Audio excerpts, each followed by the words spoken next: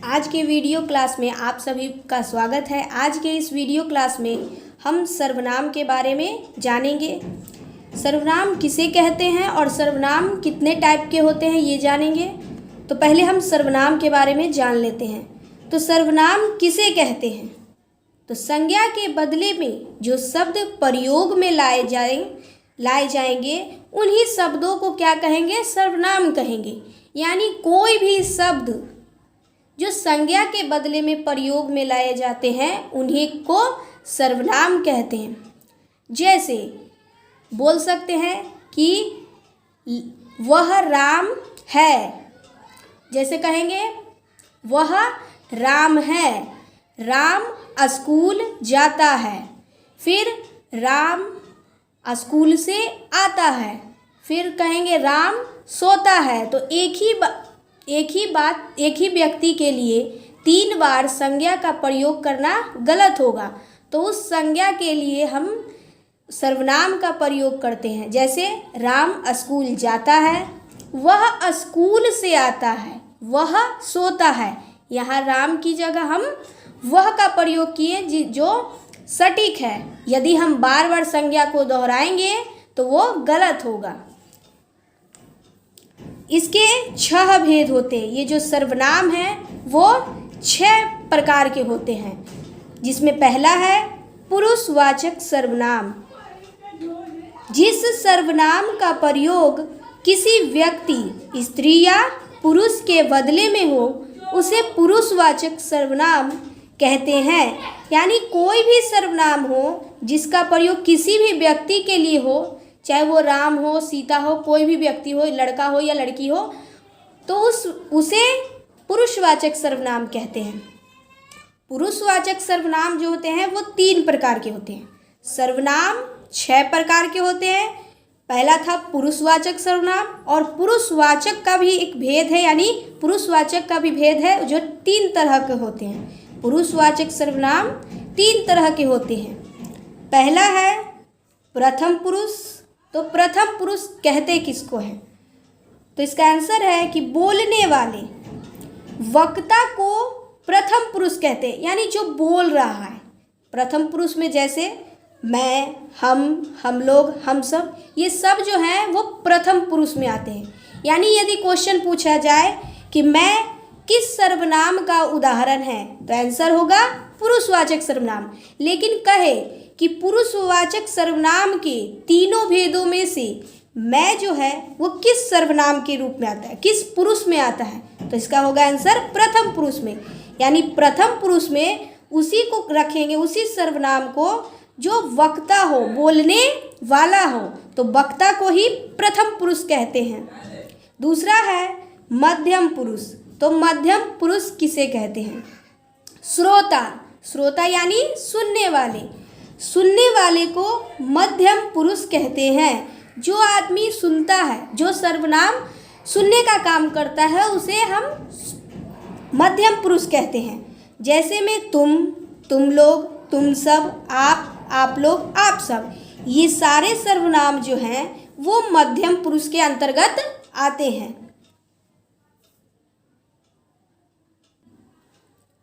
उसके बाद है अन्य या उत्तम पुरुष। तो उत्तम पुरुष किसे कहते हैं? वक्ता और श्रोता जिस अन्य व्यक्ति के बारे में बात करते हैं उसे अन्य पुरुष कहते हैं।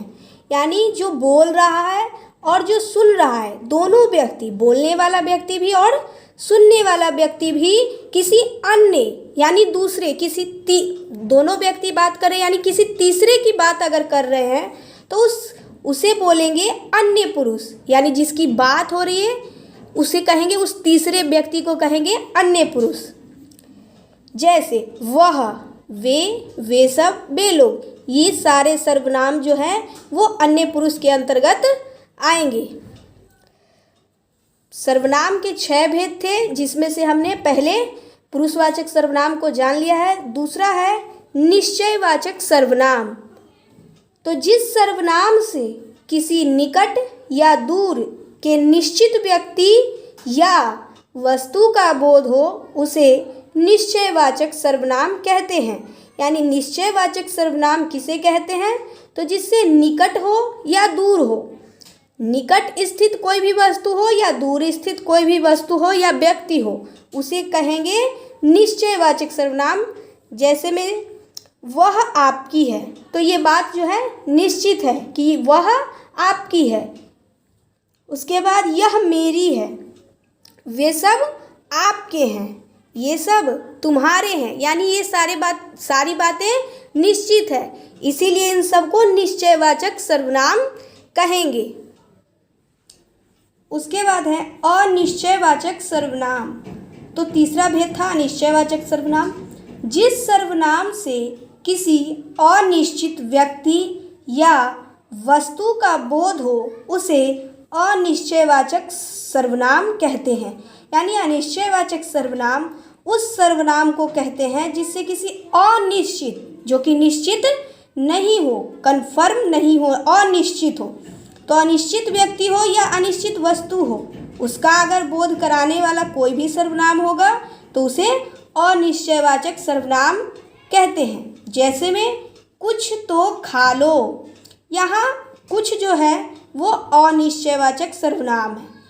कहने का अर्थ है यहाँ पता नहीं है कि क्या खाना है, सिर्फ बोला गया है कुछ तो खा लो, तो यहाँ जो कुछ है ये अनिश्चयवाचक सर्वनाम है।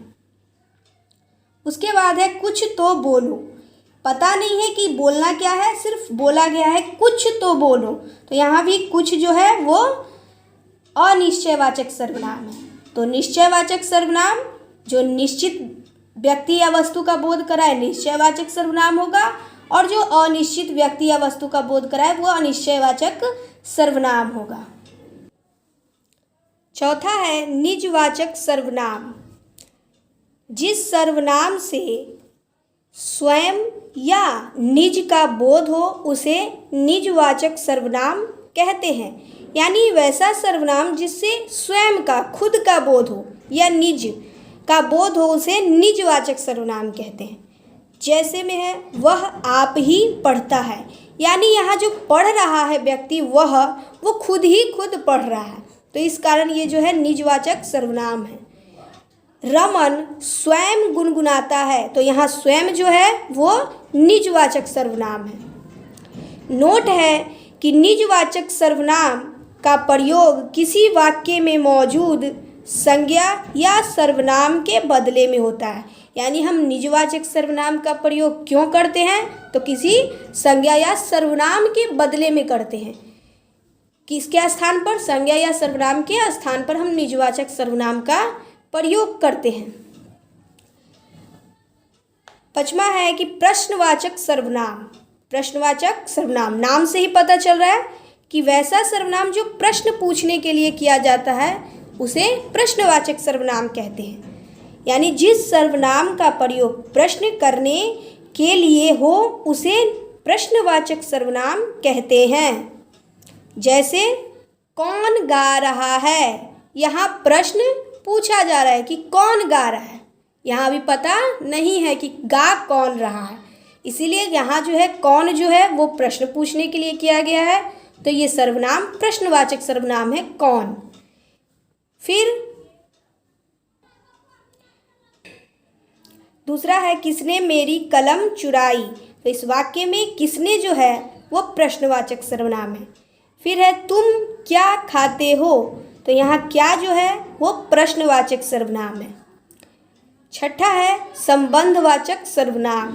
संबंधवाचक सर्वनाम किसे कहते हैं, तो जिस शब्द से दो संज्ञा या सर्वनाम के बीच संबंध स्थापित हो उसे संबंधवाचक सर्वनाम कहते हैं। या तो वह शब्द जिसमें दो संज्ञा के बीच संबंध स्थापित हो या दो सर्वनाम के बीच संबंध स्थापित हो, तो उसी को बोलेंगे संबंधवाचक सर्वनाम। जैसे में जिसकी लाठी उसकी भैंस, यहाँ जो जिसकी और उसकी है ये दोनों सर्वनाम के बीच संबंध स्थापित हो रहा है, तो जिसकी और उसकी ये दोनों संबंधवाचक सर्वनाम है। फिर है जो बोओगे सो पाओगे या सो काटोगे, जो बोओगे सो काटोगे। तो यहाँ जो और सो जो है वो संबंध स्थापित कर रहे हैं, तो इसीलिए ये संबंधवाचक सर्वनाम होंगे। लाठी और भैंस संज्ञा है, तो ये संज्ञा के बीच संबंध स्थापित हो रहा है। फिर यहाँ जो बोओगे सो काटोगे, तो यहाँ भी संबंध स्थापित हो रहा है। फिर है जैसी करनी वैसी भरनी, यहाँ जैसी और वैसी जो है वो संबंधवाचक सर्वनाम है। जो करोगे वो पाओगे, तो जो और वो दोनों संबंधवाचक सर्वनाम का उदाहरण है। तो ये उदाहरण बहुत ज़रूरी है। ये जिसकी लाठी उसकी भैंस, ये हमेशा पूछा जाता है कि इस वाक्य में कौन संबंधवाचक सर्वनाम है। आज के लिए इतना ही, फिर मिलेंगे नेक्स्ट वीडियो क्लास में। यदि ये वीडियो आपको पसंद आए तो प्लीज़ लाइक कीजिए, चैनल को सब्सक्राइब कीजिए और अपने दोस्तों के साथ शेयर भी कीजिए। Thank you so much.